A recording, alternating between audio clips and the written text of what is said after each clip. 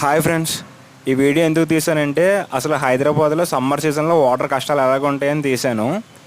అయితే ఈరోజు Saturday morning నుంచి వాటర్ లేవు. ఈవినింగ్ 5 o'clock వచ్చింది వాటర్ ట్యాంకరు. ఈ వీడియో తీస్తుండగా ఒక 4-5 ట్యాంకర్స్ వెళ్ళినాయి. ఎందుకంటే మ్యాక్సిమం ఎస్ఆర్ నగర్ అంతా పీజీ హాస్టల్స్ ఉంటాయి. సమ్మర్ సీజన్లో మాత్రం ఈ వాటర్ బిజినెస్ మంచి బిజినెస్ హైదరాబాద్లో మాత్రం. ఈ రోజు అయితే okay, weekends maximum Saturday Sunday weekends ఉంటాయి. Normal days Monday to Friday మాత్రం కాలేజెస్ కానీ ఆఫీసెస్ కానీ ఉంటాయి. వాళ్ళకి మాత్రం చాలా ఇబ్బంది అవుతుంది. ఎందుకంటే వాటర్ ఉండలేదు హాస్టల్లో.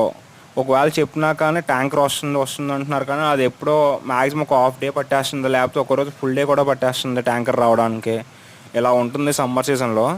మనకి ఏంటంటే ఊర్లో ఉంటే ఇంత కష్టం ఉండదు, ఎందుకంటే కంటిన్యూస్గా వాటర్ ఉంటాయి. కానీ ఇలాంటి సిటీస్లో మాత్రం ఇలాంటి ఇబ్బందులు ఫేస్ చేయాలి మనం, తప్పదు. ఇంకా వాటర్ వస్తే మాత్రం చాలా హ్యాపీగా అనిపించిందిలే.